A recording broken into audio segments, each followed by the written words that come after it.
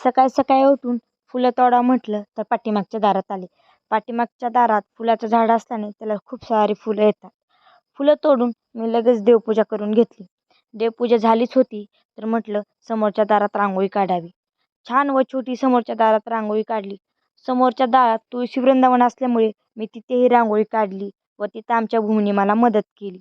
धोंड्याचा महिना सुरू असल्या कारणाने मी तुळशीसमोरच 33 धोंडे काढून घेतले. हे सगळं करेपर्यंत माझा स्वयंपाकाचा टाईम झाला होता. म्हणून मी पटकन स्वयंपाक करायला घेतला.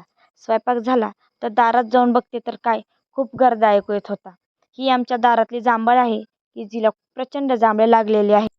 माझ्या 2 सासूबाई व जाऊबाई सकाळी सकाळी जांभळं पिकलेले खायला लागल्या. या तिघींना बघून माझंही काही मोह आवरलं नाही, म्हणून मी पण त्यांच्यामध्ये सामील झाले व मला बाईने 4 अशी गोड जांभळे आणून दिली. या तिघी खूप प्रयत्न करत होत्या, पण यांना काय जांभळ हाताला येतच नव्हती. हे सगळं बघून बाप्पू म्हटले, थांबा मीच तुम्हाला जांभळं काढून देतो. मी व्हिडिओ करते हे बघून लगेच त्यांनी जांभळ तोडायचं नाटक केलं. हे सगळं होईपर्यंत म्हटलं माझे तर भांडे वाट बघत असतील, म्हणून मी पटकन भांडे घासून घेतले. संध्याकाळच्या वेळेला आमच्या नारळाच्या झाडाचा फांदा खाली पडला होता, तर त्याच्या आंटीनी सुंदर असा खराटा तयार केला व त्या हरिपाठाला रोज जातात तर त्या भूमीला सोबत घेऊन गेल्या होत्या.